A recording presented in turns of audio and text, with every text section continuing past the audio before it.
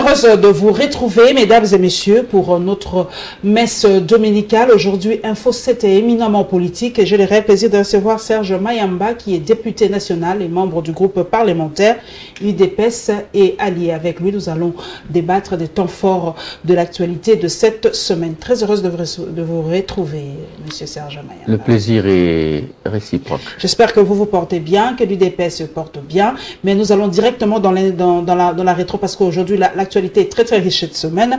Nous prenons directement le premier condensé, mesdames et messieurs. C'est par rapport à l'adresse du chef de l'État. Comme vous le savez, le chef de l'État a parlé devant le Congrès, devant les deux chambres réunies.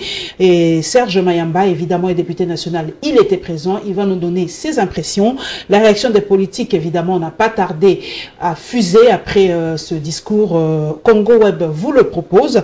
La déclaration du rassemblement, évidemment, des syndicats qui sont aussi une force vive de la République. Plus de détails dans ce premier condensé.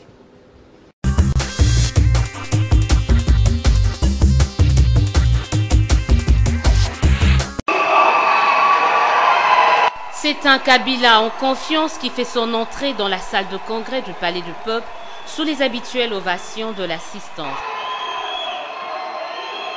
Son adresse, le Raïs l'entame sur un hommage aux disparus issus de toutes les circonstances à travers le pays, d'où 7 minutes de silence.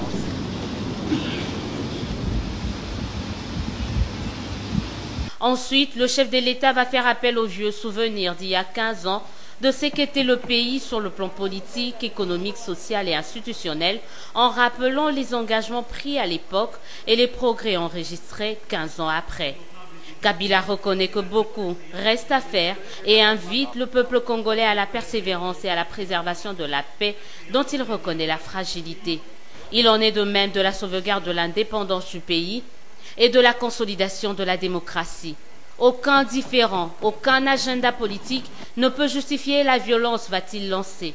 Un message adressé particulièrement aux jeunes, à qui le chef de l'État assure prendre en compte leurs préoccupations, ainsi mettre un terme à leur vulnérabilité, conséquence d'un chômage en son sein. À ce sujet, Joseph Kabila interpelle le Parlement sur l'examen de lois relatives à la sous-traitance au pays. Il s'agit de faire des Congolais les premiers investisseurs dans son pays, affirme le président. Les jeunes seront une fois de plus interpellés. Cette fois-ci, le président de la République les invite à adhérer massivement au processus d'enrôlement en cours à travers le pays. La même invitation a été lancée à la classe politique, appelée à se préparer pour les élections qui se profilent à l'horizon. Il y avait beaucoup de questions qui se posaient sur son sort, sur la question de la mission des évêques et le rassemblement, sur le sort de l'accord politique que nous avons trouvé, oui, son engagement. Il a apporté chaque fois des solutions correspondantes plus ou moins aux attentes de la population. Et ce n'est pas un discours muet, c'est un discours assez clair qui donne sa volonté par rapport aux préoccupations au sein de la population. Maintenant, il faut le vulgariser et le plus important, c'est qu'il puisse contribuer à la cohésion nationale. Si nous disons que Kabila ne peut pas se représenter parce que c'est la Constitution qui l'a dit, qu'il a un mandat une fois renouvelable. Maintenant qu'il répond en disant, par rapport à tout ce que vous aviez comme crainte, notre démocratie est construite sur base de notre Constitution. Quant à mon sort, rassurez-vous que je vais respecter la Constitution. Mais c'est tout ce que nous voulions. Maintenant, le peuple comprend que nous ne sommes pas allés à Kandji pour comploter, mais nous sommes allés chercher les voies pacifiques pour la tenance. Donc, encore une fois, satisfait. Comme vous le savez, Oudjana que nous avons lancé il y a une semaine s'est fixé un triple objectif. La préservation des acquis de la République, le chef de l'État en a parlé. La sensibilisation des jeunes pour qu'ils se présentent aux élections à la fois comme électeurs et comme candidats. Le chef de l'État nous a interpellés. Et enfin, mais alors enfin, respect intégral de la Constitution, le chef de l'État nous y a interpellés tous. Sentiment de grande satisfaction, Oudjana est né à point nommé. Merci. Au rassemblement de forces politiques et sociales acquises au changement, le discours du président de la République sur l'état de la nation est mis en cause. Réuni en Conseil de sages ce mardi, autour de son président Étienne Tshisekedi, le rassemblement déplore l'étendue du discours de Joseph Kabila qui non seulement n'apaise pas les esprits, mais ne favorise pas aussi la recherche du consensus pour une issue pacifique de la crise politique actuelle que connaît la RDC. Visant l'intérêt supérieur de la nation, le rassemblement dit soutenir la médiation en cours de la CENCO au dialogue réellement inclusif conforme à la résolution 2277 du Conseil de sécurité des Nations Unies, seule voie pour mettre fin à l'impasse actuelle. À cet effet, le rassemblement en appelle au sens des responsabilités de toutes les parties à ce dialogue, à se ressaisir et à concourir à la finalisation de la mission de la CENCO pour conduire la République démocratique du Congo à l'organisation des élections apaisées. S'agissant du mandat présidentiel, le rassemblement dit avoir suivi le discours du chef de l'État avec une particulière attention quant à ce. Il salue le fait que Joseph Kabila reconnaît que son mandat est réglé de façon satisfaisante par la Constitution qui sera appliquée dans toutes ses dispositions. À en croire ces syndicalistes, le bilan de 15 ans de Joseph Kabila à la tête du pays n'a pas été positif en ce qui concerne le social des agents et fonctionnaires de l'État, du fait que le gouvernement démissionnaire n'a pas tenu promesse. Si solution il y avait déjà par rapport au social, les chefs de l'État n'allaient plus revenir par rapport à ces problèmes-là. Hier, la personne qui touchait $100, lorsque le taux était à 90, aujourd'hui, il touche 75 ou $80. Et là, on va dire quels sont les efforts du gouvernement. Parce que chaque fois, ils ne font que nous vanter, je ne sais pas, le cadrage macroéconomique, alors qu'en réalité, ils ne font absolument rien. Donc, moi, je peux vous dire, sans contredire le chef de l'État, que Matata avait déjà échoué. En tant que syndicaliste, nous ne reconnaissons rien des biens que Matata nous a légués. Parce que tous, vous savez, qu'au niveau de la fonction publique, on a eu à faire des affectations. Donc quelqu'un qui est aux affaires étrangères, demain on lui dit, va faire des tests par rapport aux dossiers standards. Après, le lendemain, il réussit, on l'envoie où? On l'envoie aux mines. Il s'est dit, 25 ans durant en train de travailler, il ne connaît rien des mines, on l'envoie là-bas. Est-ce que c'est pour qu'il soit performant? On ne peut pas dans un même service et puis qu'il y ait discrimination des salaires. On nous avait trompé que les frais de tenue de compte, c'est l'État qui prenait ça en charge. C'est seulement un mois qu'ils ont pris ça en charge. Et depuis lors, on nous coupe sans nous informer. Le rapporteur général adjoint des syndicats indépendants de l'administration publique salue par ailleurs la venue du nouveau Premier ministre pour l'amélioration des conditions sociales des Congolais comme promis par le chef de l'État.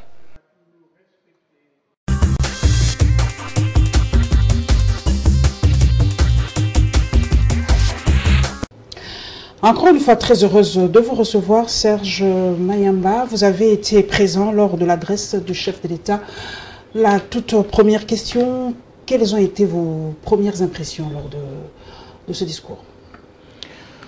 Bon, merci pour l'invitation et pour la question. Bon, je voudrais d'entrée des jeux dire que lorsque le chef de l'État est appelé à faire un discours sur l'état de la nation, il faut déjà noter qu'il s'agit là d'une sorte de bilan de sa gestion qu'il fait. Et lorsque l'on fait le bilan, il y a également un côté psychologique de la question, puisque la question a commencé par la problématique de l'impression. J'ai noté, d'ailleurs, votre journaliste l'a remarqué, que c'était quelqu'un de très sûr qui est entré dans la salle affichant son autorité. Son autorité. Est-ce que ce discours était offensif? C'est pas conciliant comme le dit le rassemblement, c'est un discours qui n'apaise pas les esprits, c'est un discours qui vient encore une fois de plus diviser. Est-ce que le chef de l'État cette fois-ci a dit c'est moi le chef et c'est moi qui donne les ordres? En fait, en ce qui concerne le discours que nous avons suivi, il y a lieu de faire la part des choses entre le côté bilan qui a été marqué surtout par le rappel des réalisations de la gestion, parce que le chef de l'État a remonté jusqu'à 15 années. Donc il s'agit là d'un bilan global, parce que peut-être qu'il sait que conformément à la Constitution à laquelle il a fait allusion, c'était parmi les derniers actes qu'il est en train de poser sur le plan constitutionnel. Voilà pourquoi il a préféré recourir à ce bilan. Mais sur le plan politique, à l'instar de ce qui a été remarqué dans sa prestance à l'entrée, au fait, c'est quelqu'un qui est venu s'affirmer, ça c'est ce que j'ai noté. C'est un président de la République qui est venu affirmer sa vision. En fait. C'est ça, qu'il est encore là jusqu'à ce qu'on ait mis un autre président. C'est lui qui dirige, en fait. C'est ça son affirmation, que je suis encore là. Bon, on ne veut pas vous passer de moi, en fait. C'est ça le message, un peu? Non, moi je n'ai pas perçu le message dans ce sens-là. J'ai plutôt perçu le message dans le sens de comprendre que c'est quelqu'un qui a entrepris beaucoup de démarches, qui s'attendait à des résultats concrets, mais qui a peut-être considéré que plusieurs de ces démarches n'ont rien apporté et qui estime qu'il est appelé à continuer la voie, quitte à chacun de prendre conscience.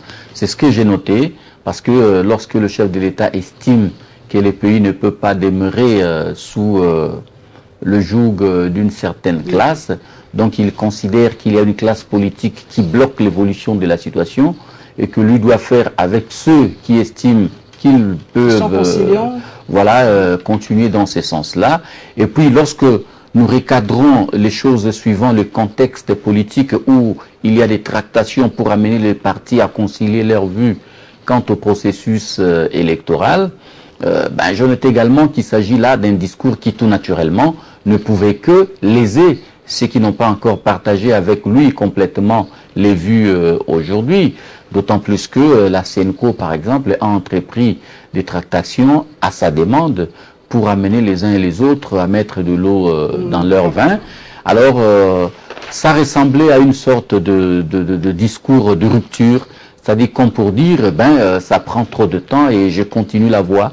Mais moi, je suis de ceux qui pensent que par rapport à cette problématique, par exemple, il n'y a pas lieu de nous plonger dans une sorte de rupture. Il faut que ce dialogue souterrain continue. Le dialogue continue, parce que ce que l'on recherche, ce n'est pas nécessairement le formalisme qui doit entourer ce qui s'est fait, mais c'est plutôt le résultat à obtenir par rapport aux attentes de la population. Par rapport à sa survie politique, le chef de l'État était clair. Tout ce qui pense à ce qui peut m'arriver, tout est inscrit dans la Constitution. Mais cela a soulevé quand même aussi notre interrogation. Les gens se posent la question, c'est vrai que tout est inscrit dans la Constitution. Le changement de la Constitution, la révision de la Constitution est constitutionnelle. Est-ce que cela ne pousserait-il pas le chef de l'État aussi à vouloir modifier ou carrément changer cette constitution pour faire comme ses pairs? Au Rwanda on l'a fait, au Burundi on l'a fait, au Congo-Brazzaville on l'a fait. Est-ce que c'est pas il sera couvert par cet article-là qui dit que la révision constitutionnelle est aussi constitutionnelle? Il serait cette fois-là rééligible, puisque le compteur sera à zéro. Est-ce que c'est pas une autre lecture des choses aussi, Serge Mayamba? Bon, il faut d'abord noter que par rapport à son mandat, à l'instar de nous autres, il l'a rappelé, cela est constitutionnel. Pour ce qui est du chef de l'État, il est bien dit que son mandat est de 5 ans renouvelable une seule fois, et après l'exercice de 2 mandats, le chef de l'État n'a plus le droit de se représenter. C'est pourquoi on parle d'ailleurs des dispositions intangibles. Donc lorsque vous lisez le contenu de l'article 220 de la Constitution, vous retrouvez cette disposition. Mais moi je suis de ceux qui ont toujours estimé, ça c'est la doctrine à laquelle j'appartiens, qu'il n'est pas important de discuter des choses qui sont claires. Vous savez, même lorsque cette discussion a été soulevée sur le nombre de mandats du chef de l'État, moi je me dis, mais pour autant qu'il existe une loi, il faut tout simplement demander aux uns et aux autres de respecter la loi. Mais chercher à ce que le président de la République vous dise que je ne serai pas candidat, je n'ai jamais partagé cette option parce que il n'a pas à le dire selon vous. Je considère qu'on cherche à forcer une porte déjà ouverte. Et moi, je suis d'ailleurs de ceux qui se posent la question de savoir s'il ne s'agit pas là d'une façon, pour nous qui sommes de la famille politique autre que celle du chef de l'État, d'une façon de pouvoir inciter son intelligence à agir autrement. Parce que lorsque les textes sont clairs, pourquoi devons-nous lui demander de parler des choses alors qu'elles sont claires, comme je suis en train de le répéter. Donc moi je crois que les choses doivent aller plutôt dans le sens de recommander ou d'exiger de chacun des acteurs que nous sommes le respect de la Constitution, quant à voir qui va violer cette Constitution pour que l'on fasse recours aux mécanismes légaux afin de le ramener sur le droit chemin. Alors, parlant de l'aspect lié à une représentation du chef de l'État au-delà des 2 mandats, en fait, il faut dire qu'autant qu'il existe des dispositions rigides, comme l'article 222, qui place les bords à ne pas dépasser, c'est-à-dire il y a la problématique du mandat du président de la République qui ne peut pas faire l'objet de révision, il y a la question liée au scrutin. La Constitution prévoit également la possibilité pour la population de se prononcer sur cette question par voie référendaire. Mais en ce qui concerne le référendum, il y a lieu de faire observer que le référendum doit être considéré comme un appel à la population à pouvoir choisir. Donc c'est une sorte d'élection. Mais dans un contexte comme le nôtre, où nous avons des problèmes de moyens déjà pour organiser les élections naturelles, alors je me pose la question de savoir si nous en trouverons pour organiser le référendum. La dernière question par rapport à ce dossier, c'est la place de la jeunesse. Le chef de l'État a dit que non, cette fois-ci, les jeunes, vous devez adhérer au processus électoral, vous devez en tout cas être soit électeur, soit être élu, vous devez être... le chef de l'État a dit que par rapport aux investissements, l'économie doit être dans les mains des Congolais en quelque sorte. Il a parlé de la sous-traitance, mais les jeunes se disent 15 ans après, ils se retrouvent sans rien. Quand est-ce que ces mesures seront-elles mises en application? Parce que les jeunes ne se retrouvent pas jusqu'à aujourd'hui, Serge Mayamba. Justement, lorsqu'on avait parlé en son temps des objectifs des millénaires pour le développement, les objectifs qu'il fallait atteindre, il y avait cette question qui avait été posée, celle de l'implication des jeunes dans les instances de décision. Moi, à l'époque, militant dans les mouvements des jeunes de l'UDPS, j'avais toujours soutenu cette option. Voilà pourquoi, dans le travail que je faisais, je ne cessais de lancer un appel aux jeunes pour qu'ils s'engagent en politique, parce que en politique, les jeunes auront une vision claire de la situation de leur pays, un sens d'engagement, et cela va leur permettre de se retrouver dans les instants de décision.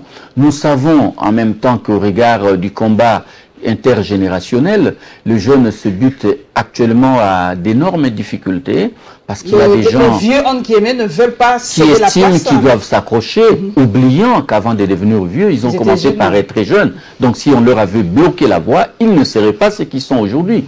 Donc c'est pourquoi, de ce point de vue-là, moi je crois que ce que le chef de l'État a dit doit être soutenu, que l'on soit de l'opposition ou de la majorité, parce qu'au fait, lorsqu'on parle de l'implication des jeunes, on parle de la succession, parce que le pays ne doit pas s'arrêter avec 1 ou 2 générations. Les générations doivent se succéder. Que deviendront-ils après? On voit en Europe, il y a la sécurité, il y a une certaine assurance pour le 3e âge. Ici, quand on devient vieux, on devient un poids pour sa famille, un poids pour la société. Les vieux, entre guillemets, ont peut-être peur aussi de se dire, non, que deviendrai-je? C'est vrai qu'on parle des jeunes, mais on oublie souvent aussi que les vieux doivent vivre après. Le 3e âge est très important. On doit leur garantir aussi ce 3e âge. Oui, en fait, la réponse à ce problème est à rechercher tout simplement dans les mécanismes de gestion. Il faut travailler le social actif et le social passif de l'individu. C'est-à-dire faire en sorte que l'individu, à son jeune âge, puisse avoir de l'emploi, un emploi rémunérateur et correctement rémunérateur, de manière à ce que cet individu puisse cotiser dans la caisse de solidarité sociale, et lorsque cet individu sera à l'âge de la retraite, par exemple, il puisse jouir de ses cotisations. En fait, ce qui s'est fait ailleurs ne relève pas d'une magie. Il y a juste l'organisation du système social. Le système social organisé fait appel à la sécurité sociale. Parce qu'au fait, aujourd'hui, dire que les vieux ne veulent pas laisser parce qu'ils ont peur d'être abandonnés. Bon, ça c'est suivant un aspect. Mais il y a également un autre qui veut qu'à un certain âge, l'on ne puisse pas forcer les choses. Si bien que cela n'est pas admissible dans tous les domaines. Parce que lorsqu'une personne, quel que soit son âge, détient toujours ses facultés mentales par exemple et morales, vous n'allez pas interdire à cette personne de faire de la politique. Donc il n'y a pas de pension en politique. Mais le problème c'est que... Même comme professeur d'université, mais tout naturellement, un professeur peut être âgé de 82 ans, mais pour autant qu'il dispose de toutes ses facultés, il va dispenser ses enseignements. Ce qu'il faut plutôt faire, c'est que les vieux, les personnes qui sont en train d'avancer en âge, que nous appelons communément vieux, puissent prendre le soin d'encadrer les jeunes qui arrivent afin de leur permettre de bénéficier de leurs connaissances. Or, la difficulté aujourd'hui est que cette jeunesse est abandonnée. Vous trouvez des personnes d'un certain âge, mais qui cherchent à faire le travail de ceux qui ont 25, 30 et 40 ans. Ça, c'est ce qui est anormal. Et surtout, cette génération qui est en train de partir ne se donne pas le devoir de pouvoir encadrer cette jeunesse pour transmettre le savoir. Donc, mais je crois qu'il faut encourager, et moi j'appelle les jeunes à s'impliquer en politique par exemple, parce que dans un État qui se recherche comme le nôtre, la politique est le canal qui oriente tout, c'est le cas d'ailleurs partout ailleurs. Lorsque les jeunes auront de la voix en politique, cela va se répercuter sur les autres secteurs de la vie nationale. Voilà, nous restons toujours dans ce domaine du discours. Mesdames et messieurs, l'extrait des discours du chef de l'État par rapport à la SENCO. Le chef de l'État a dit, eh ben, malgré l'appel de la SENCO, les résultats n'ont pas été tangibles, palpables. Et la réaction de Délice Sanga, toujours par rapport à l'appui de la SENCO pour essayer de sortir de cette crise. Suivons.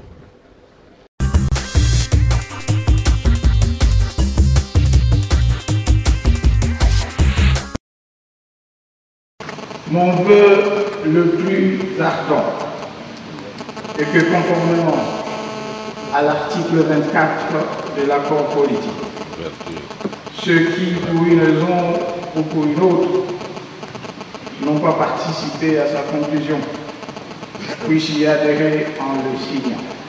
C'est également dans le cadre des dispositions que rappelées que s'inscrivait la mission que j'avais confiée aux évêques membres de la SENCO, que je remercie au passage, en direction de ceux de membres de l'opposition n'ayant pas encore signé l'accord politique. Les résultats de leurs louables efforts témoignent malheureusement, une fois encore, du peu d'intérêt réservé par les concernés à cette quête de solution à nos différences par le dialogue. Soucieux de mes responsabilités de garant du bon fonctionnement des institutions, je ne peux permettre que la République démocratique du Congo soit prise en otage par une frange de sa classe politique. Conformément à l'accord politique subventionné, je désignerai donc incessamment le Premier ministre qui aura la charge de former le gouvernement de l'Union nationale. L'enjeu du pays n'est pas à ce niveau-là. L'enjeu du pays est ailleurs. Il s'agit de la paix, de la stabilité, de la sécurité de la sous-région. Il s'agit de l'avenir du peuple congolais. Et c'est quelque chose qui est fort regrettable de penser que les efforts pour la paix et pour la stabilité de ce pays ne puissent pas être prospectés comme ça avait déjà été commencé autour de la SENCO pour trouver un accord global et inclusif pour un compromis qui permette de résoudre effectivement la crise. La rencontre autour de la CENI de la SENCO était prévue aujourd'hui. Donc si le président a décidé d'y mettre fin, bon, ben, c'est sa décision, mais je pense que on devrait réfléchir en pareilles circonstances avant de pouvoir lâcher les chaînons de la paix, de la discussion pour aller dans ce qui apparaît manifestement comme étant une confrontation frontale. Notre enjeu n'est pas au niveau du Premier ministre. Notre enjeu, c'est autour du compromis global pour résorber la crise institutionnelle et constitutionnelle que connaît notre pays. Elle est là. Et il faut la résoudre, il ne faut pas jouer avec ça, il ne faut pas tourner autour du pot. Et ça ne se résout pas en termes de distribution de postes ou de Marocains ministériels. Là n'est pas l'enjeu.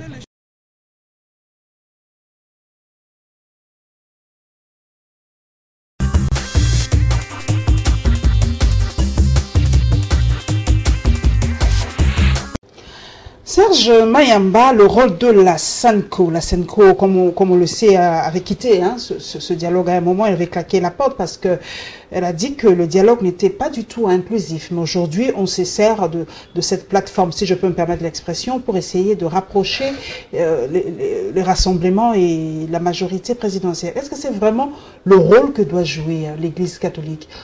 Bon, on élargit, on dit l'Église catholique, pour essayer de juguler la crise. Oui, c'est à l'Église catholique de jouer son rôle. Bon, il faut dire que la position prise jadis par la SENCO était compréhensible, étant donné que les efforts qui doivent être fournis consistent à amener les Congolais à trouver plus de majorité possible quant à l'accord sur les élections à venir. La SENCO avait compris que la frange qui était en dehors du dialogue organisé à la cité de l'OUA était une frange importante et que si elle arrivait à signer l'accord avec ceux qui étaient sur place, elle allait être accusée de partialité.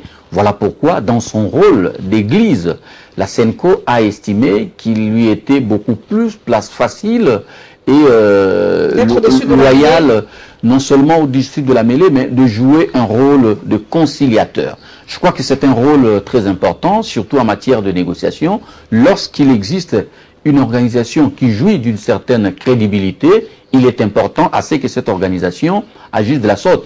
Parce que si la SENCO avait signé, par exemple, l'accord de l'OUA, elle allait être considérée comme nous autres. Vous savez, aujourd'hui, quand vous êtes du côté du rassemblement, par exemple, on considère ceux qui étaient à la cité de l'OUA, opposants soient-ils, comme les alliés de Joseph Kabila. Vous ne l'êtes pas, vous vous considérez pas comme allié de M. Kabila? Non, il n'y a pas d'alliance dans ce sens-là. Il y a plutôt accord, chacun préservant son identité.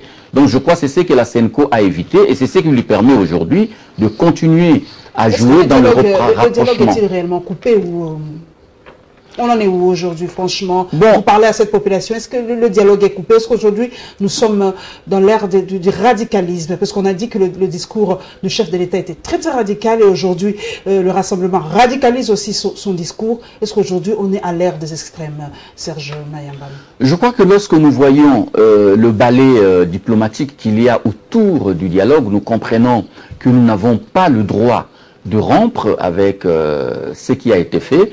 Il est vrai qu'il y a déjà un accord qui a été obtenu et ceux qui sont signataires de cet accord et ceux qui adhèrent estiment qu'il revient aux autres de pouvoir venir adhérer, mais l'essentiel n'est pas à retrouver dans les concepts qui par moments s'avèrent inutiles.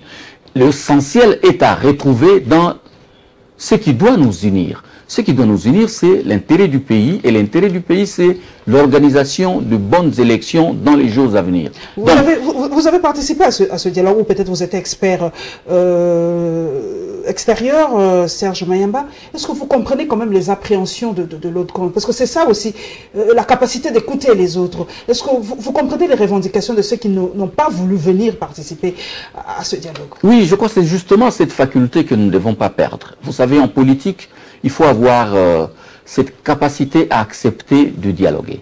Moi, je comprends bien la position prise par le président Kabila. C'est quelqu'un qui doit avoir agi, qui doit avoir attendu et qui estime qu'on ne doit pas faire attendre la République.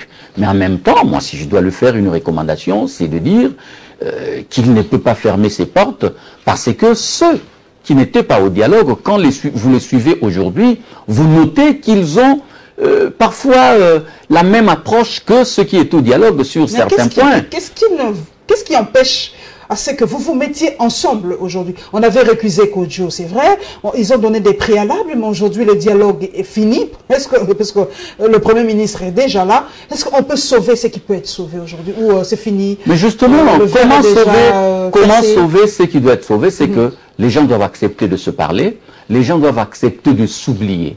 Parce qu'il y a également cet orgueil qui anime certains acteurs politiques, qui oublient qu'en politique, et surtout en matière de négociations, on doit toujours faire des concessions.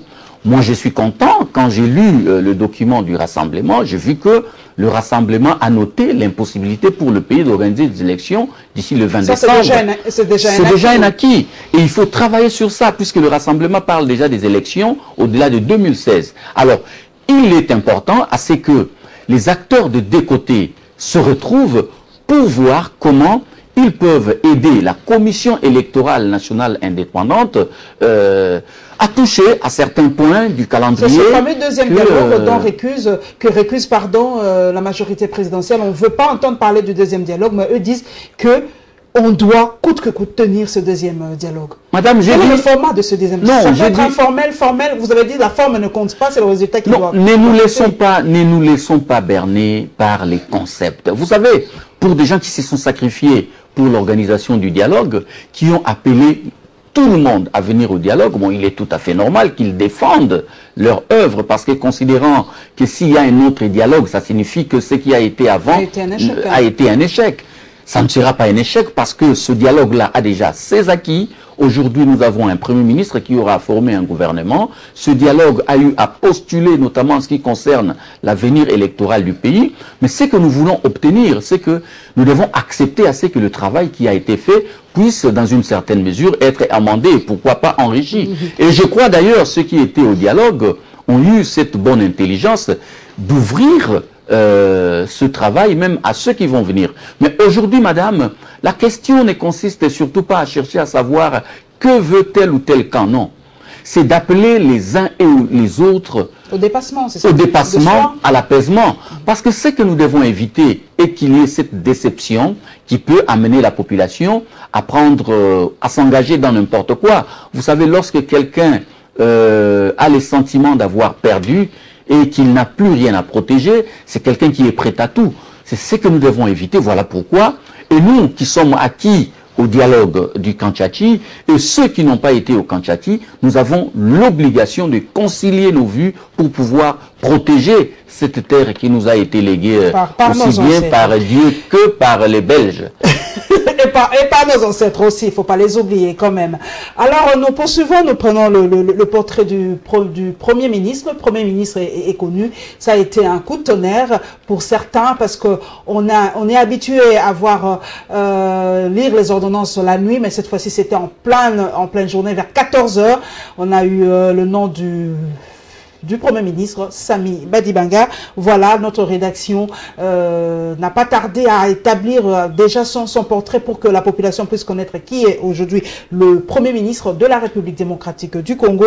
Et évidemment, quelles sont les missions assignées à ce gouvernement. Nous allons en débattre tout à l'heure. Et évidemment, la population a réagi comme à l'accoutumée quand il s'agit des grands enjeux de l'heure. Congo Web Télévision descend toujours sur le terrain pour poser la question à ceux qui le suivent. Nous suivons.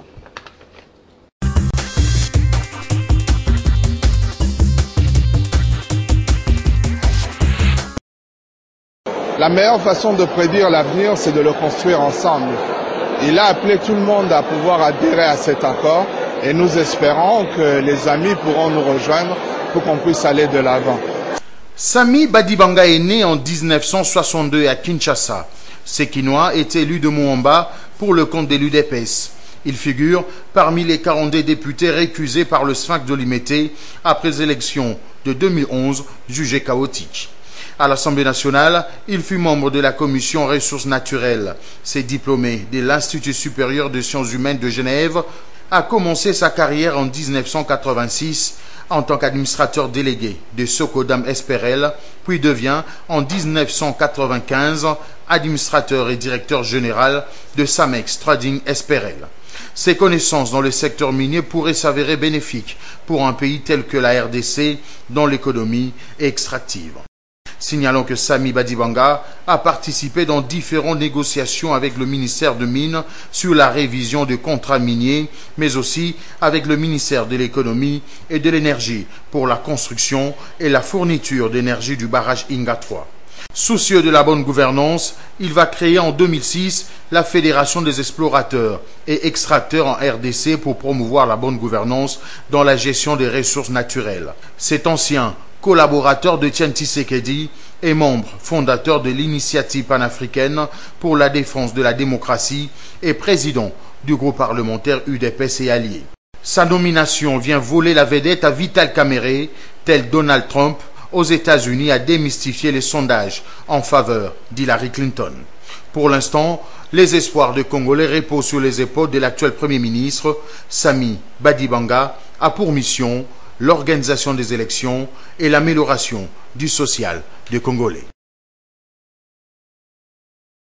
La nomination de Sami Badibanga à la primature fait du chef de l'État, Joseph Kabila, le plus grand tacticien politique congolais. Non seulement la donne géopolitique a été satisfaite, mais aussi le profil idéal a été trouvé pour la réussite de deux missions principales assignées au gouvernement de transition. Améliorer le social des Congolais et conduire le pays à la tenue des élections, voilà les missions auxquelles Sami Badibanga devra s'atteler. L'homme en dispose un profil idéal, des compétences techniques et des atouts politiques indéniables. Tenez, Sami Badibanga aura été le député de l'opposition qui maîtrise mieux que tous les autres la question électorale. L'on en veut pour preuve les témoignages de ses collègues députés qui ont loué sa technicité lors de la récente mission de l'Organisation internationale de la francophonie sur les fichiers électoraux. Sami Badibanga apporte sa connaissance à la primature, ce qui rassure déjà la mise en œuvre de l'accord dans son aspect électoral. Tenir les élections dans les délais de l'accord nécessite la mobilisation des fonds. Les budgets de la RDC ayant ses ressources pour la plupart dans les mines, Sami Badibanga en a les compétences intellectuelles. Diplômé des ressources naturelles de Genève, l'homme saura s'y prendre. Ses connaissances dans les secteurs miniers lui ont valu une place de choix dans 10 négociations sur la révision des contrats miniers. Un atout pour lui de trouver ce dont la CENI a besoin financièrement. La deuxième mission lui assignée est celle de l'amélioration du social des Congolais. Sami Badibanga le sait, tout passe par la bonne gouvernance et la distribution équitable des richesses. La bonne gouvernance, le Premier ministre nommé en a fait son cheval de bataille dans la gestion des ressources naturelles lorsqu'il a créé la Fédération des explorateurs et extracteurs en RDC. Somme toute, Sami Badibanga à la primature aura été les choix gagnants du chef de l'État. Les Congolais auront donc raison de reposer leurs espoirs sur les épaules du nouveau Premier ministre.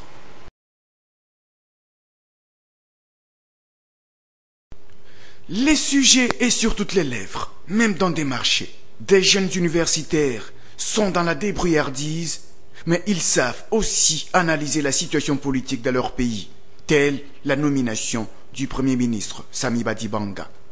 Avec un budget de 4 milliards, je me demande, dont ils ont eux-mêmes dit que ça sera l'année essentiellement des élections. Mais quel sera maintenant le rôle que va jouer le Premier ministre? Pour à l'organisation des élections, je suis perplexe qu'à la hauteur du défi, n'est-ce pas, qui gangrène, n'est-ce pas, la République démocratique du Congo, je ne pense pas qu'il sera à la hauteur d'organiser les élections. Tout simplement parce que l'année passée, les budgets étaient élevés à 8 milliards et aujourd'hui nous avons du mal à voter les budgets. Le Premier ministre sortant avait présenté un budget de 4,5 milliards. Ces jeunes Quinois qui ont salué l'arrivée de Sami Badibanga à la primature ne veulent surtout pas le voir échouer. Que le parlementaire s'était retrouvé, n'est-ce pas, devant un fait accompli et ils lui ont dit de rentrer pour que ce dernier, Sami Badibanga, puisse venir présenter son budget. Je ne crois pas que ça sera un budget encore de 8 milliards. On ne veut pas qu'il échoue, on lui souhaite de bonnes chances, de bonnes choses, mais on évite ou on craint son échec. Que faire alors? La réponse tourne autour des réformes financières. Nous souhaitons vraiment que le Premier ministre ait son premier effort, qu'il cherche à modifier son budget pour lui permettre à mieux travailler, Parce que Matata est sortant, il est parti, il lui a laissé un budget de 4 milliards. Est-ce que lui, je sais qu'il est aussi chevronné, il est vraiment sage. Est-ce qu'avec ce budget, il va-t-il bien travailler? Nous souhaitons que sa première lutte, que ce soit la modification du budget. Ça nous fera plaisir. Il doit revoir, il doit faire beaucoup plus de réformes parce que le budget là qui est vraiment réduit, qu'il puisse revoir cette budget à la hausse, qu'il puisse faire beaucoup plus de réformes. Ces Congolais de la capitale invitent toute la nation à soutenir l'action du Premier ministre Samy Badibanga en vue de conduire le pays vers des élections apaisées.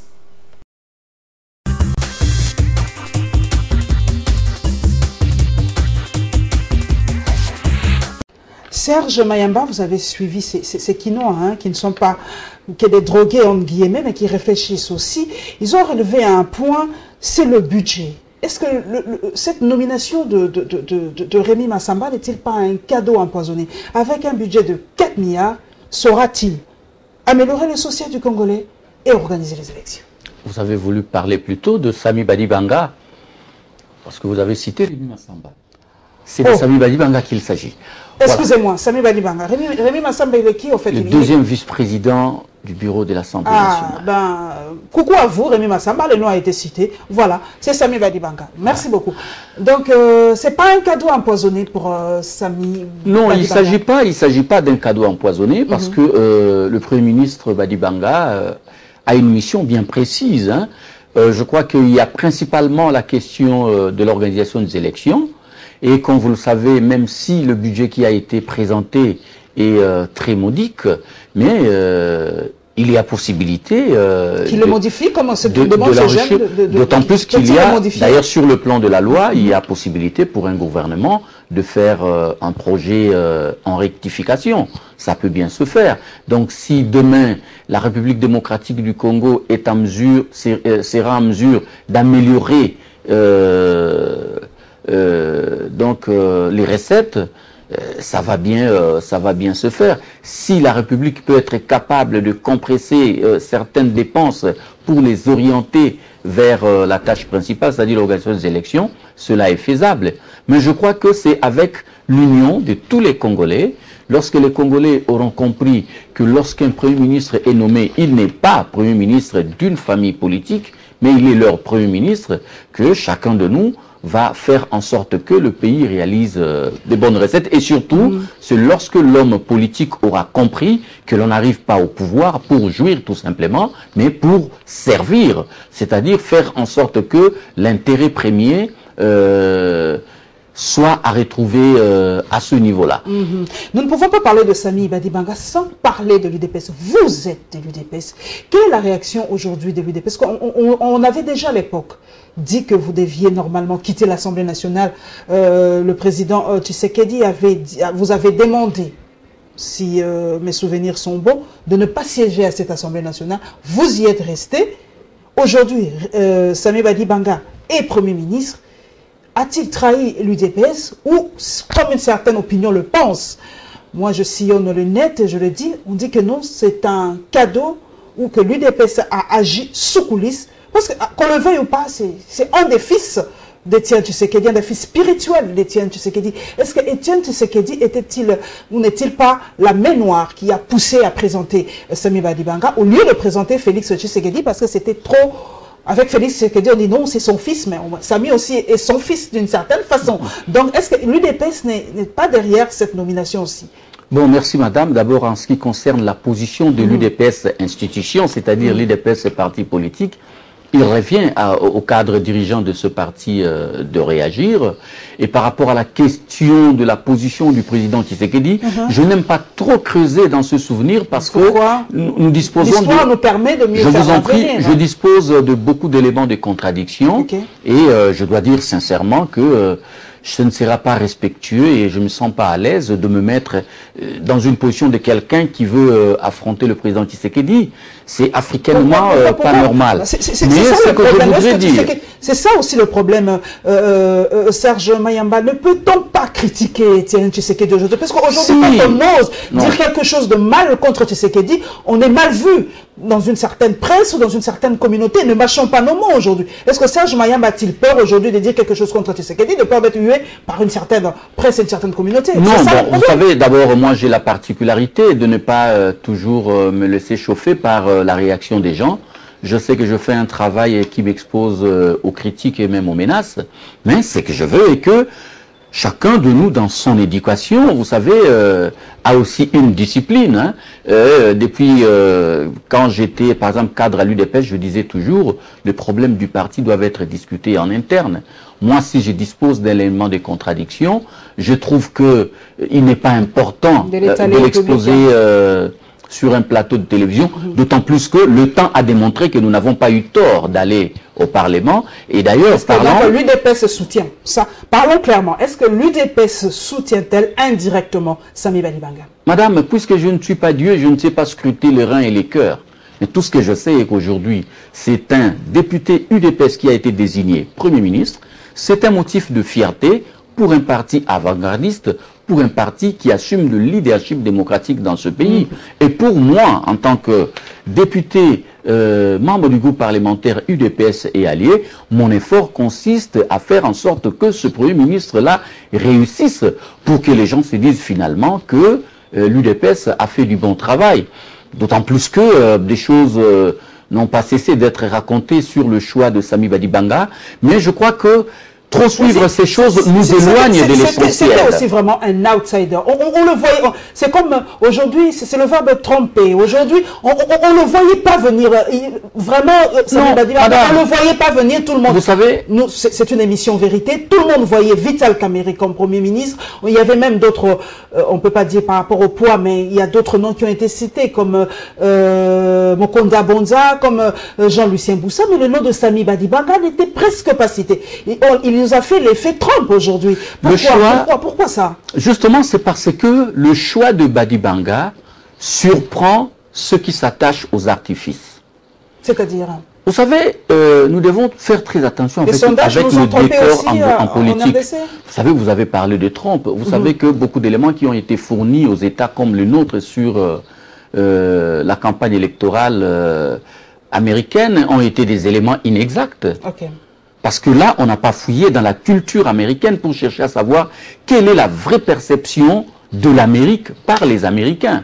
Bon, nous allons en parler une autre fois. Mais le problème avec le choix du Premier ministre Badibanga, c'est que nous avons continué à développer cette tendance qui consiste à nous contenter des apparences.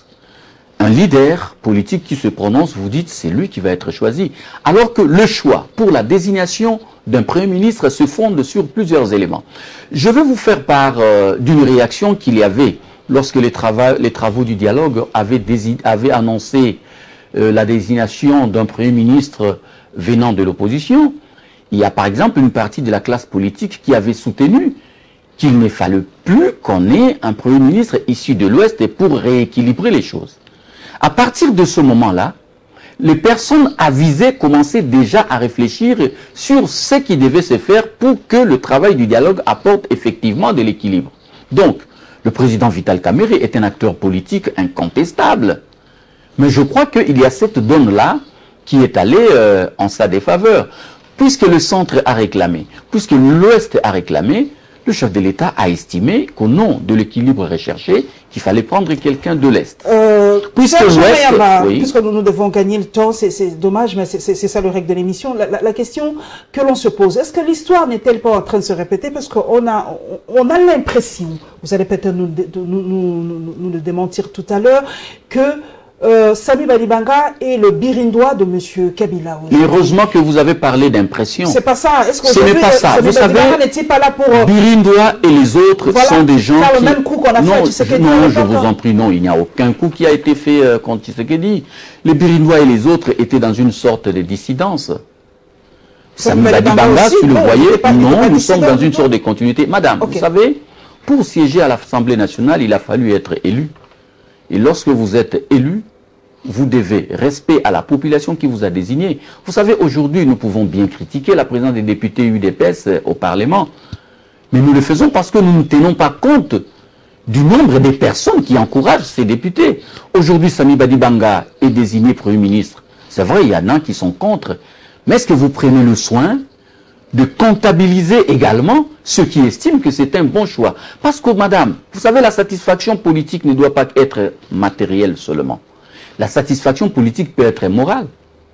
Aujourd'hui, qu'on retrouve l'UDPS dans ce type de leadership, vous savez, même s'il y a des contradictions, ou il peut y avoir des contradictions entre les députés UDPS et leur parti, il y a une chose à noter, c'est que l'UDPS a démontré qu'il est un parti non seulement avant-gardiste, comme je l'ai dit, mais un parti qui est appelé à jouer un rôle de premier plan. Vous avez parlé tout à l'heure du choix, vous savez qu'il y a des grands acteurs. Beaucoup de gens s'attendaient par exemple à ce qu'un grand acteur comme Vital Kamerhe passe. Mais lorsqu'on fait passer un membre de l'UDPS au Parlement comme Premier ministre, mais c'est aussi par rapport au poids politique de ce parti au Parlement et au poids politique de son parti. Nous allons continuer par rapport aux réactions. Nous restons toujours dans ce domaine dans les réactions par rapport à la désignation de Sami Badibanga. Et bien, voyons la réaction de Steve Mbekaï et de Vital Kamerhe en personne.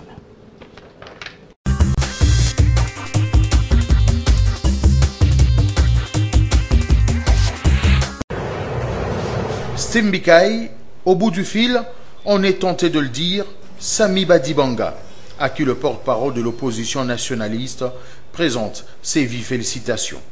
Lui, qui aussitôt après avoir pris connaissance de la nomination de Sami Badibanga comme Premier ministre, va convoquer cette réunion d'urgence. Tous ont applaudi ce choix de Joseph Kabila. L'Assemblée accueille cette nomination avec beaucoup de joie, de satisfaction, parce que pour de bonnes raisons, parce que M. Sami Badibanga, c'est quelqu'un d'équilibré, de conflictuel. Je ne sais pas du genre de personnes qui vendent la peau de l'ours avant d'avoir tué. Et je pense que le président fait un très bon choix, notamment par rapport à la zone géographique dont il est issu, qui est le centre. Là, on sent l'équilibre, n'est-ce pas, au niveau de la gestion des institutions. Le chef de l'État qui est de l'Est, le président de l'Assemblée nationale qui est de l'Ouest, le Premier ministre qui est du centre, le président du Sénat qui est du Nord, je crois. Bon, je crois que c'est une bonne chose, mais aussi qu'il ait choisi un Premier ministre issu du groupe parlementaire du PSLI, qui est le groupe d'opposition le plus important, donc le groupe le plus important, n'est-ce pas, à l'Assemblée nationale. Et comme il est issu de l'UDPS, je sais que lorsqu'ils entraient dans l'UDPS, ça pourrait aider à ce qu'il attire aussi une bonne opinion de ce côté-là. Pour nous, du courant nationaliste, c'est une victoire de la raison sur l'irrationalité. Nous sommes tout à fait satisfaits et contents. Cette prise de position de la nouvelle classe politique sociale s'oppose à celle de l'UNC qui, semble-t-il, a déclaré sa non-participation au gouvernement de cohésion nationale.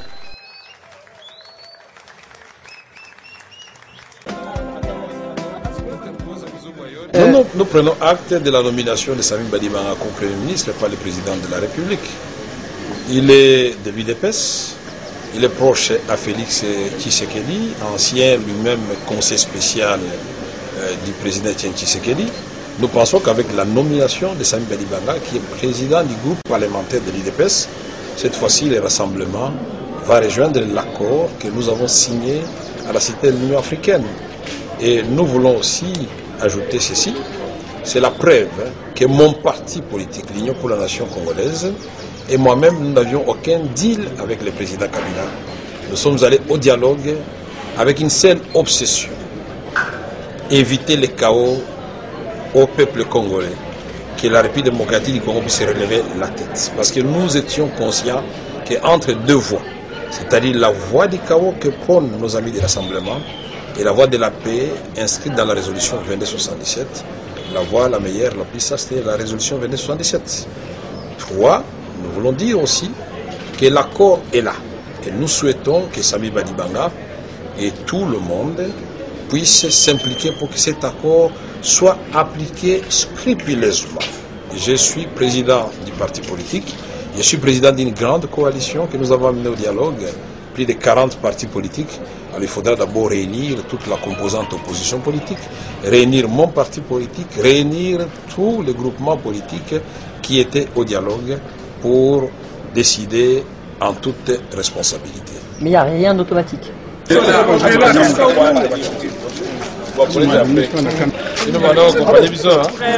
Merci pour tout.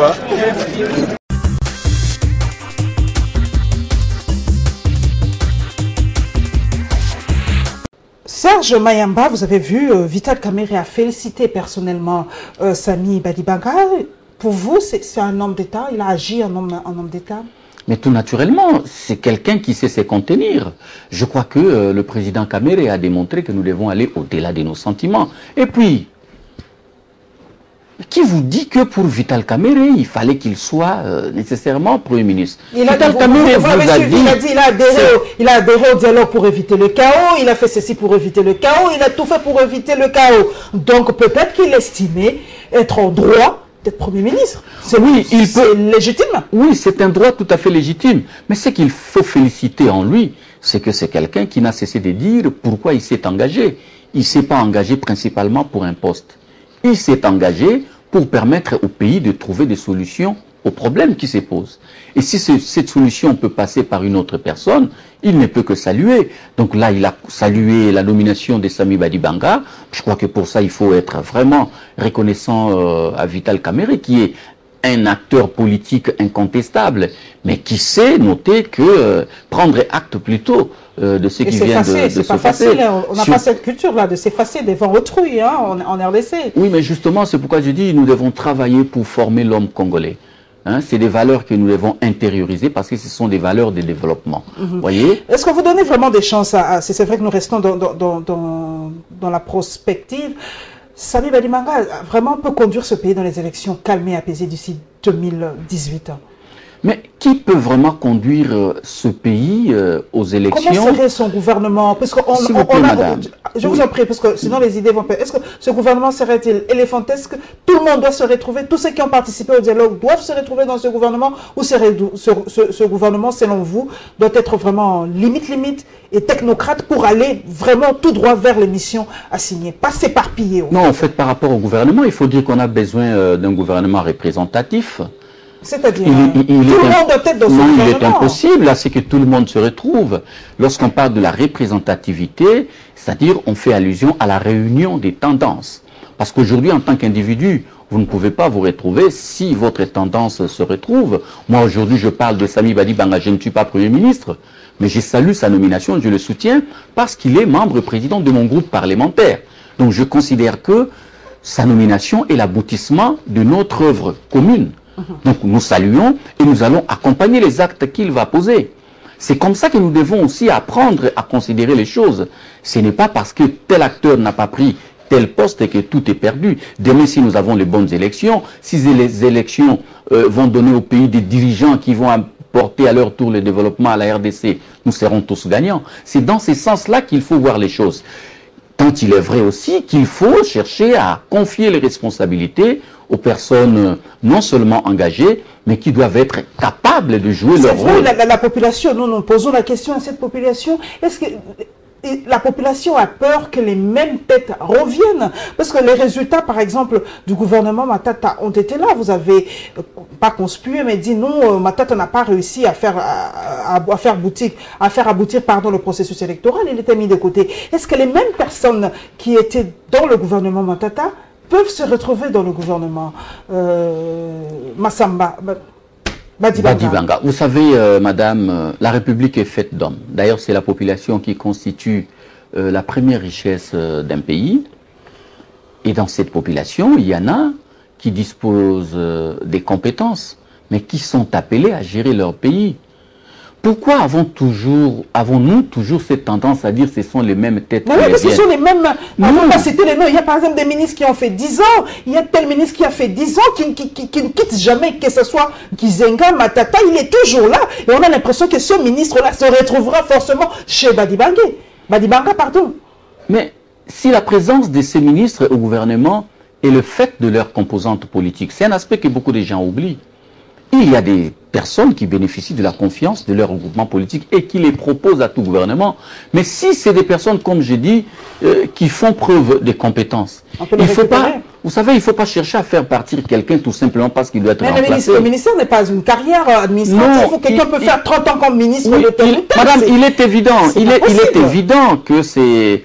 être ministre n'est pas une carrière. Mais c'est justement parce que chez nous, nous avons tendance à croire que c'est le ministre qui travaille.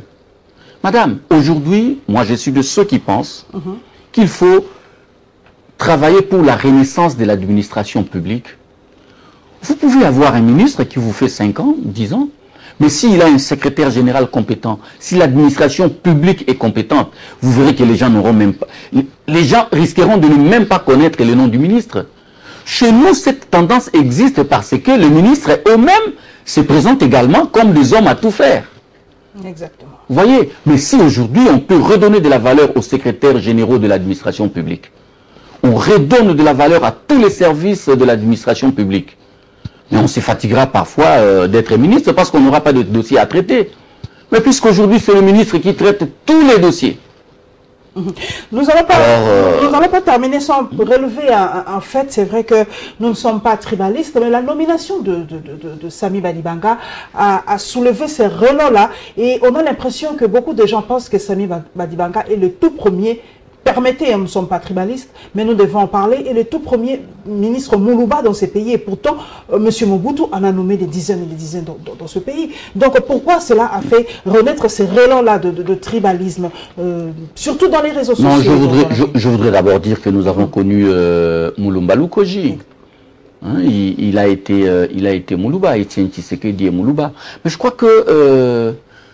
nous devons tout faire pour nous éloigner de ce genre de considérations. Mais quand on parle de représentativité, de géopolitique, ça joue. Est-ce qu'on ne doit pas tenir compte simplement des compétences aussi? Parce que quand vous dites que pas d'Est, parce que l'Est a trop eu, il faut l'Ouest, donc ça fait ressurgir l'élan tribaliste dans ce pays. Ne doit-on pas mettre la compétence avant le géopolitisme, si le mot Madame, existe. lorsque vous lisez la constitution du pays, vous allez vous rendre compte qu'on parle justement de cette représentativité nationale.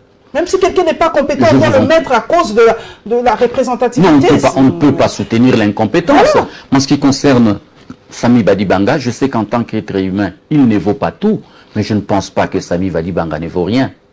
Je vous ai dit, il a eu des responsabilités à côté du président de l'UDPS. Et vous croyez que Tshisekedi peut choisir quelqu'un qui ne vaut rien? Je ne pense pas. Mais ce que je voudrais dire est que nous devons nous éloigner de ces considérations tribalo, régionales. Non, ce n'est pas bien. Parce que les gens ont peur que ce gouvernement ne soit composé que des Balouba, permettez-moi de le dire, parce que c'est une peur qui naît dans l'opinion aujourd'hui, parce que c'est le premier mot qui sort, c'est un Moulouba. Pourquoi ça? Madame, vous savez, c'est l'occasion pour moi de demander aux Congolais d'être très prudents. Vous savez, quand est-ce que les gens ont commencé à manifester cette antipathie vis-à-vis des Balouba? C'est lorsque, sous le régime de la Deuxième République, on avait compris que c'est le peuple Moulouba qui avait pris le flambeau de l'opposition. En fait, c'est une technique, c'est comme à l'époque des Blancs. Pourquoi on a insulté les gens, les Bayaka? C'est parce que les Bayaka s'étaient opposés aux Blancs. Et il fallait faire en sorte que les Bayaka ne soient pas suivis. Et pour qu'ils ne soient pas suivis, il fallait le présenter comme un petit peuple. Alors qu'aujourd'hui, un peuple qui dispose de beaucoup d'intellectuels. Donc le problème de Balouba, comme le Moulouba est un peuple éveillé, contestataire, on estime que politiquement ce peuple est dangereux. Donc si vous laissez le reste de la population suivre le peuple Moulumba, ce sera une bombe. En fait, c'est une technique de communication politique pour éviter à ce que le Moulouba soit copié. Évidemment, sans méprendre le fait qu'en tant qu'humains, les Balouba disposent également de leurs faiblesses. Mais je voudrais également à cette occasion dire, madame, que contrairement à ce que beaucoup de gens croient, suivant les générations et suivant les peuples, Dieu fait le choix d'un autre peuple par moment pour sortir le plus grand peuple d'une situation difficile. C'est avec Israël que le salut du monde est arrivé. Jésus n'est pas congolais. Jésus n'est pas angolais, il n'est pas français. Il appartient à un peuple. Et c'est ce peuple-là que Dieu a utilisé. Et ici chez nous, lorsque nous rentrons pendant la période de l'indépendance, vous aurez remarqué que Dieu a choisi le peuple Mukongo pour s'opposer directement aux Blancs et réclamer l'indépendance politique. Aujourd'hui, on parle des Kimpa Vita, on parle des Kimba, mais ce sont des Bas-Congo. Et pour la démocratisation, ça je le dis, sans peur d'être contredit, Dieu a choisi le peuple Moulouba. Ok. Pour mener ce combat. Prenons un autre dossier, mesdames et messieurs, c'est le point de presse de Lambert Mende. Comme vous le savez, le gouvernement est démissionnaire, mais Lambert Mende continue en tout cas à expédier les affaires courantes. Il a tenu son point de presse habituel pour parler des moments forts de l'actualité, donner le point de vue du gouvernement sortant. La réaction de Mende est évidemment par rapport au régime spécial et l'audience qu'a accordé le speaker de la Chambre basse aux congressistes américains.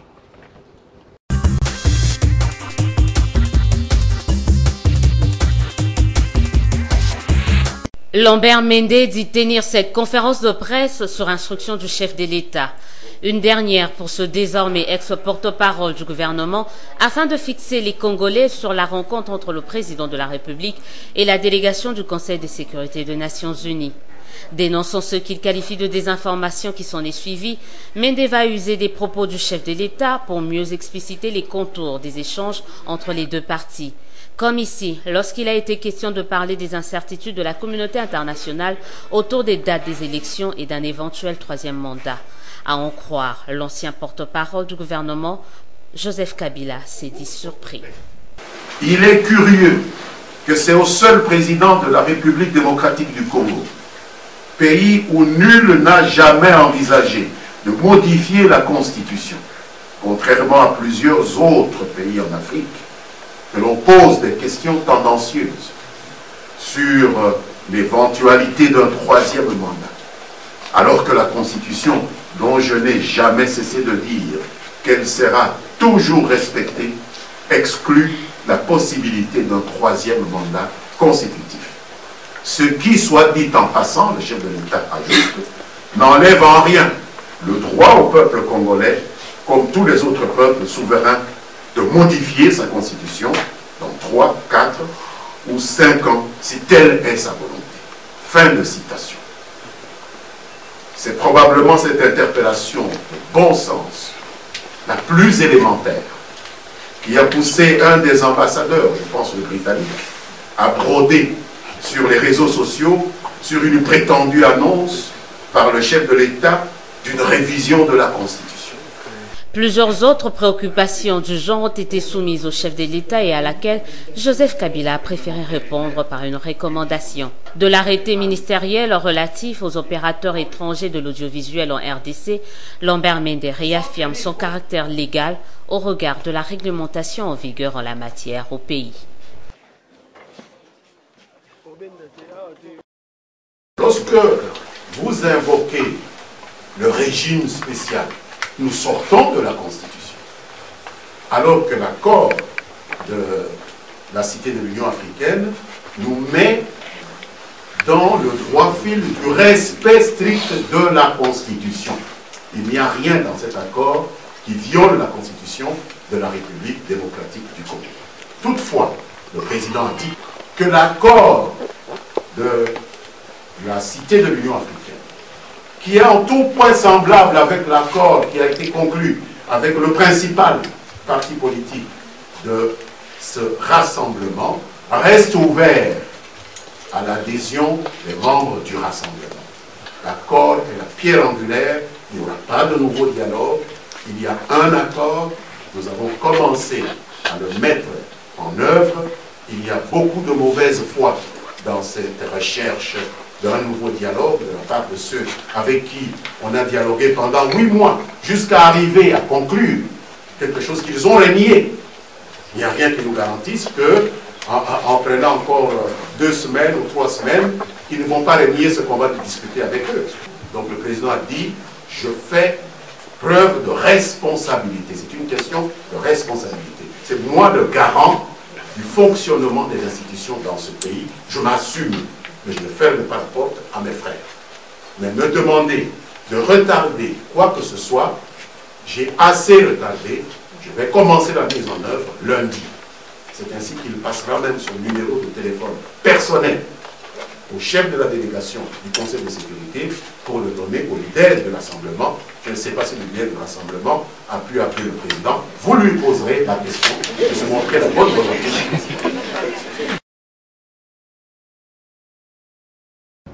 the costs of putting on an election, doing a census. Pour avoir les élections, les recensements, la réforme des fichiers, c'est pas facile pour un pays comme le Congo qui n'a pas les moyens financiers que l'État des États-Unis a. Nous comprenons que les leaders de ces pays sont en train de trouver un compromis et que nous pouvons avoir les élections qui vont satisfaire tout le monde. Je vais rentrer aux États-Unis ayant appris beaucoup que je n'étais pas au courant. Je vais informer mon peuple là-bas et voir comment on peut vous aider avec les moyens pour avoir les élections. To lower the burden of having to put on this election.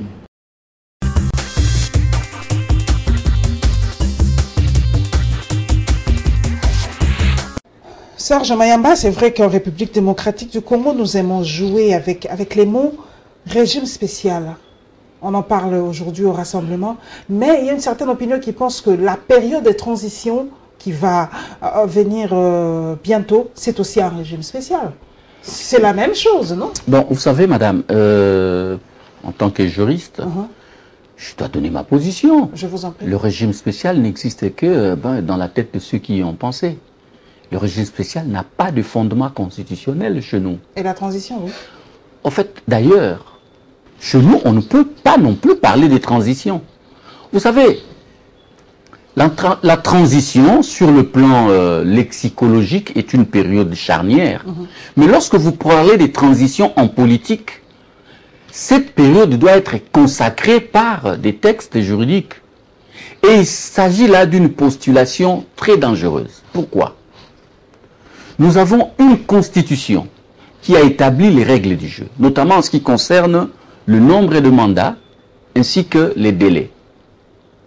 Donc si nous parlons de transition, ça signifie qu'arrivé au 20 décembre, comme nous le disons, il faut consacrer un délai devant sortir de cette constitution. Or, nous savons tous que la période aussi bien du mandat, ce qu'on appelle naturellement la période normale, ainsi que sa phase transitoire, qui constitue la phase de remise du pouvoir entre le nouveau venu, fait partie de ce mandat. C'est ce que beaucoup de gens oublient. Et lorsque vous voulez, mais justement, lorsque vous voulez parler d'une période de transition, comme je l'entends dans les chefs de beaucoup de gens, il faudra le consacrer par les textes.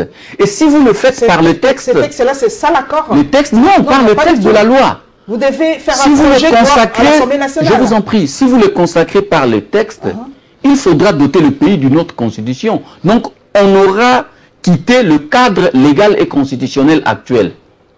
Donc, ce cadre ne sera plus contraignant vis-à-vis des acteurs comme nous, qui sommes l'émanation de ce cadre légal. Parce que notre mandat est consacré par cette constitution. C'est ça le danger qu'il y a à vouloir parler de ce régime spécial. Madame, je donne un exemple simple. La Constitution vous dit que le président de la République reste en fonction jusqu'à l'installation du président élu.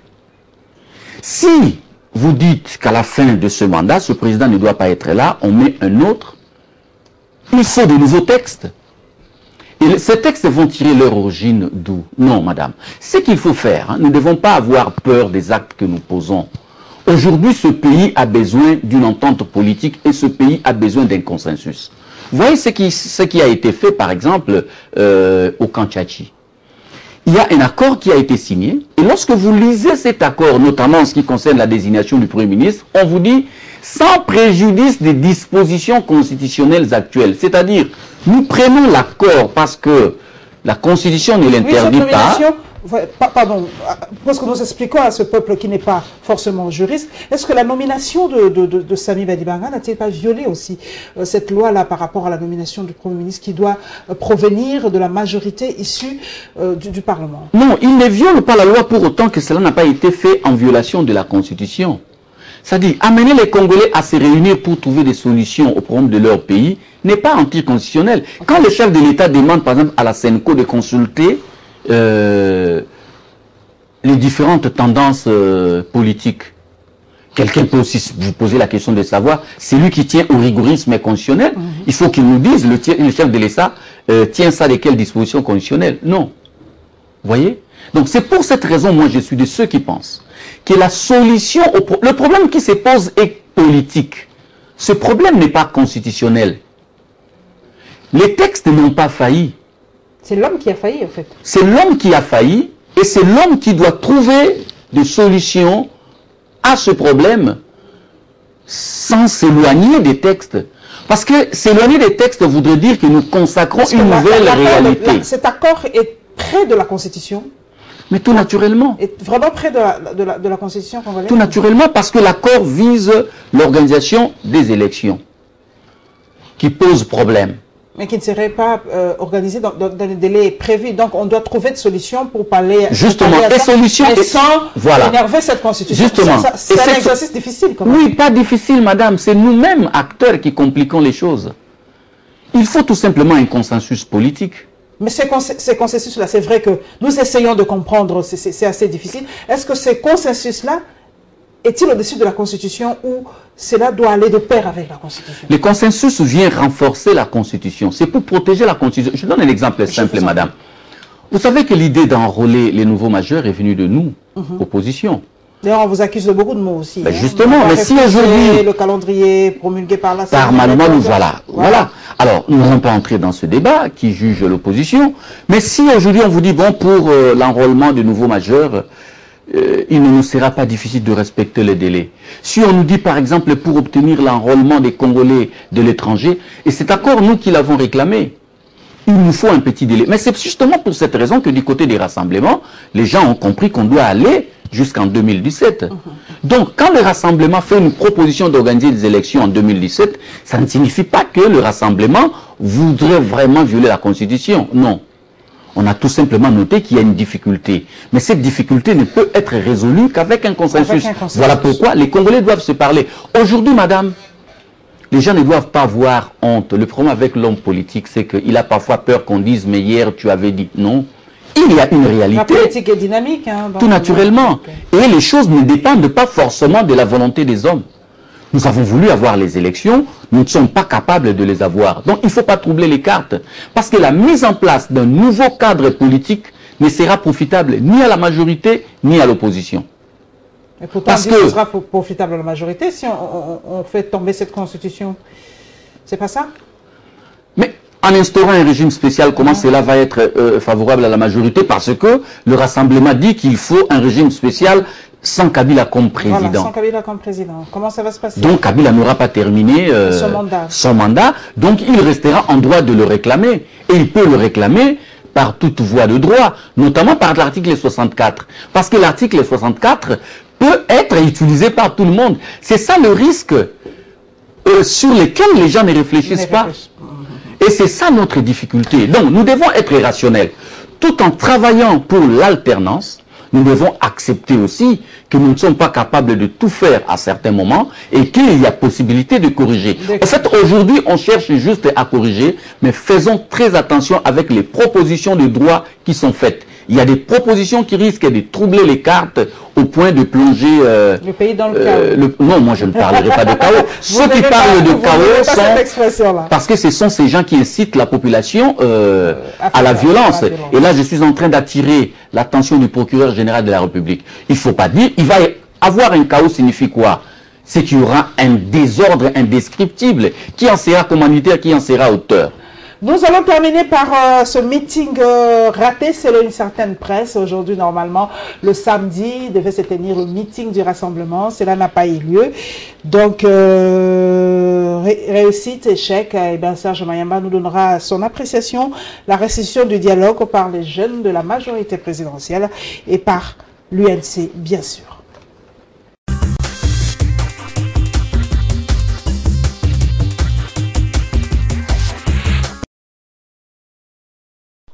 Le meeting a été empêché parce que nous avons constaté depuis le matin une mobilisation de troupes policières dans la ville et depuis ce matin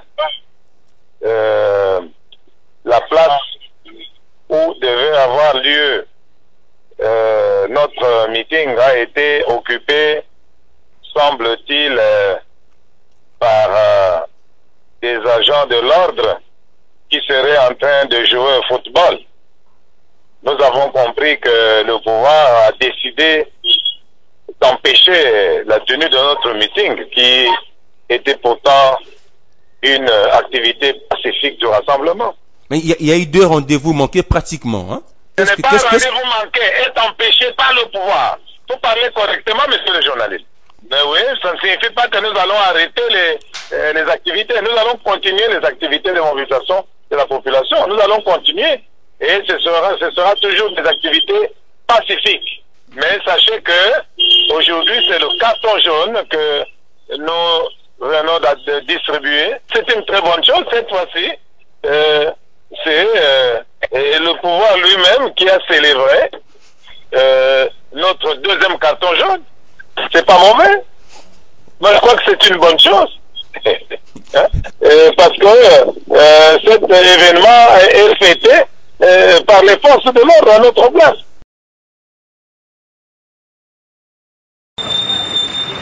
Cette activité s'est tenue pendant que la ville était en ébullition suite à la nomination de Samy Badibanga à la tête du gouvernement. L'UNC, qui s'attendait à la nomination de son président Vital Kamerhe, n'y a pas trouvé d'inconvénient. L'objectif a déjà été atteint au travers du dialogue. Alain Bayo. Notre but, c'était d'épargner au peuple congolais le bain de sang. Qu'on arrive à trouver la meilleure manière de faire partir le président Kabila sans casse et qu'on arrive à installer un nouveau président, qu'il reste aussi en vie pour être le conseiller de ce nouveau président. Nous l'avons toujours répété dans toutes nos déclarations. Donc ce n'est pas aujourd'hui qu'on peut s'en défaire. C'était ça le grand souci. Ce n'était pas de devenir Premier ministre. Donc notre but n'était pas d'avoir Kamerhe comme Premier ministre, mais Kamerhe a fait de son mieux pour épargner au pays le bain de sang. Et ça, le pays lui en sera reconnaissant. Le président du Conseil national de l'UNC passe à l'essentiel, vulgariser l'accord politique qui a sanctionné le dialogue national. Ces documents est la feuille de route qui conduit le pays aux élections. Nous avons opté pour la refonte totale du fichier. Et pour faire cette refonte, après les explications techniques de la CENI, il nous a dit qu'il fallait 16 mois. Après nous être expliqué, nous avons réduit le délai de la refonte du fichier à 13 mois. On a gagné au moins 3 mois. Dès que la CENI a le fichier électoral, il faut un temps pour que le Parlement puisse faire la loi électorale, la répartition des sièges. L'UNC tient mordicus à la mise en œuvre de l'accord du 18 octobre dernier. Les documents étaient distribués aux membres du parti présents à la cérémonie.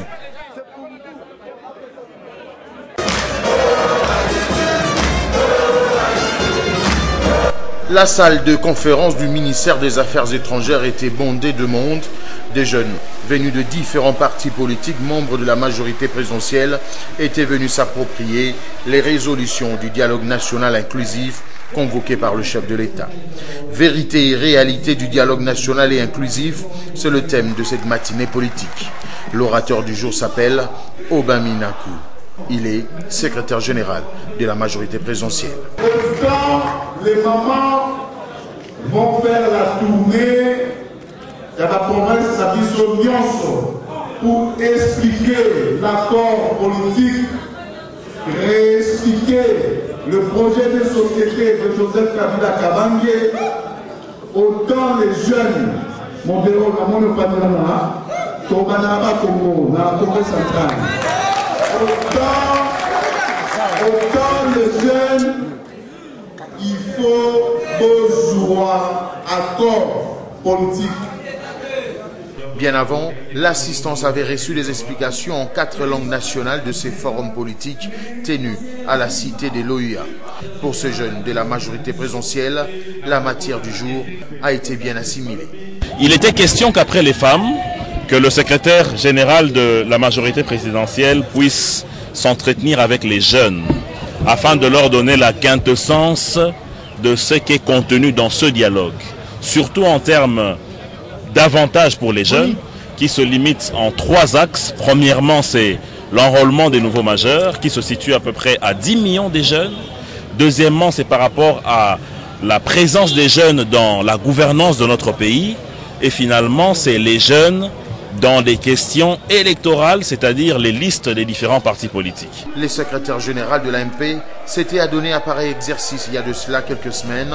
Cette fois-là, il s'agissait des explications à l'intention de femmes de la majorité présidentielle.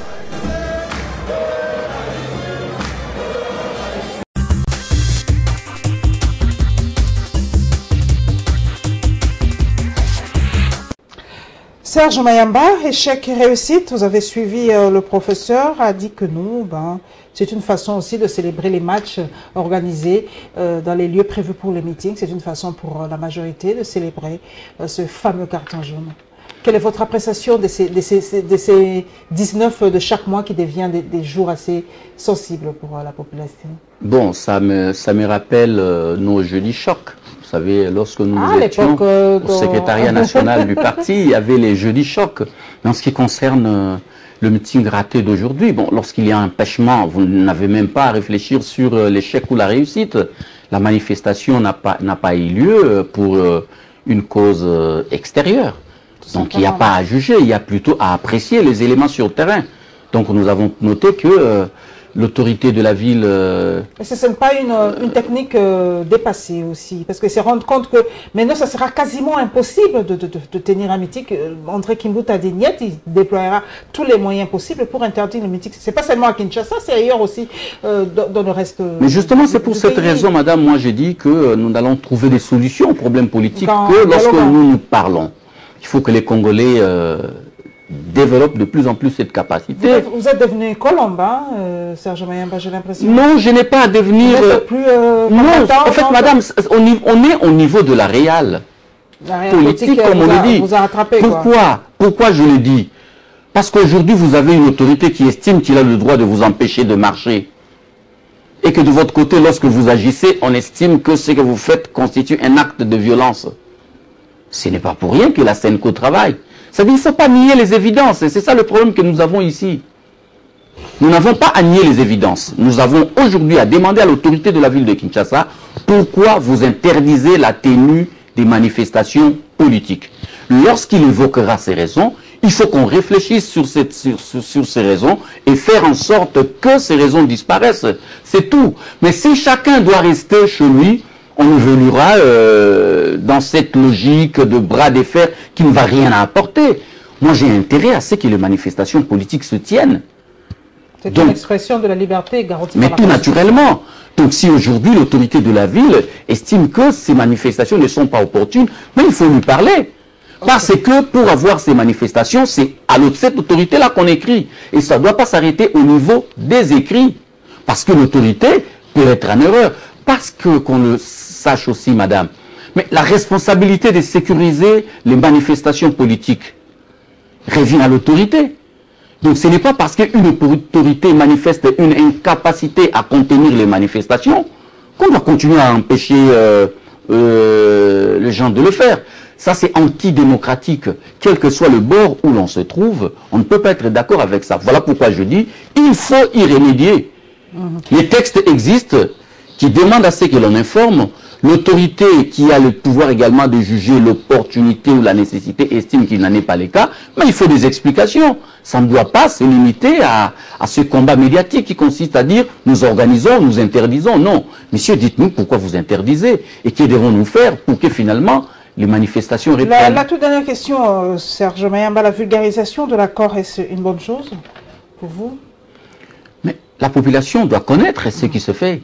Mais il ne faut pas vulgariser l'accord en allant dans un sens. Non. C'est ça l'accord. Il faut parler de l'accord comme un document, expression de la volonté des représentants des Congolais pour un objectif précis. Mais si nous faisons... Avec quel mandat 300 personnes, par exemple, peuvent prendre en otage, je reprends l'expression du chef de l'État, toute une population qui vous a mandaté pour aller au dialogue? C'est la question que les gens se posent. Non, madame, vous savez, le cadre institutionnel est bien organisé. Les problèmes du pays ne peuvent pas être résolu par tout le monde. Ça aussi, c'est très dangereux. Sinon, il faut un dialogue pour tous les Congolais. Alors, on le fera comment? Ce pays qui a déjà plus de 50 millions d'habitants. Non, la notion de représentation existe. Ce qu'il faut, c'est plutôt de demander à ceux qui reçoivent mandat de représenter le peuple, fassent les choses dans l'intérêt du peuple. Ça, c'est le plus important. Parce que tous les Congolais ne sauront pas se retrouver dans un forum. Il faut faire en sorte que le travail qui se fait puisse poser les bases sur lesquelles les Congolais vont s'asseoir. C'est vrai que lors de cet accord, Vital Kamerhe avait dit qu'il n'était pas là pour chercher des postes. Je crois qu'il n'est même pas Premier ministre. Mais cela donne l'impression, à chaque fois que les Congolais se rencontrent pour parler des problèmes du Congo, on finit toujours par un gouvernement d'union nationale. On a l'impression que les gens se battent, se raccrochent pour ces fameux postes-là. Mais puisque les problèmes posés par les Congolais sont souvent liés à la crise des gouvernements de gouvernance, quelle est la solution lorsque vous estimez que celui qui a travaillé a échoué? Mais ce pays appartient aux Congolais. Ce pays n'appartient pas à un groupe de Congolais. Tant qu'il y a des Congolais qui peuvent faire quelque chose pour que ça change, il faut les impliquer. Aujourd'hui, vous avez Samy Badibanga, Premier ministre, mais ne soyez pas étonnés si demain les forces qui ne sont pas encore d'accord avec ce qui s'est fait viennent. Ce sont des Congolais, madame. Il ne faut pas mystifier les choses. Sous plusieurs cieux, ça se passe de cette façon-là. Il ne s'agit pas d'une particularité congolaise. Vous savez, au début de cette émission, vous avez parlé des visages qui reviennent. Mais aujourd'hui, on parle des primaires, par exemple, en France, qui se tiennent d'ailleurs ce dimanche. Mais quelles sont les figures dans cette primaire? Mais c'est des figures qui étaient, et qui sont, et qui seront. C'est ça la réalité. Il y a quand même de nouvelles têtes comme Macron. Mais justement, ici aussi, il y a des nouvelles têtes. Avant 2011, Serge Mayamba n'était pas député national. Voilà, mesdames et messieurs, nous sommes à la fin. Merci donc à Serge Mayamba, député national, membre du groupe UDPS allié, d'être passé à la barre. L'expression est consacrée. Merci à tous mes followers sur les réseaux sociaux. Et bien, nous allons continuer le débat dans mes pages Facebook, Instagram et Twitter. Merci à toute l'équipe technique et merci à celle qui m'a habillé ce soir comme les Quinois, et nous nous retrouvons avec le même plaisir, sinon pas plus, le dimanche prochain. Inch'Allah.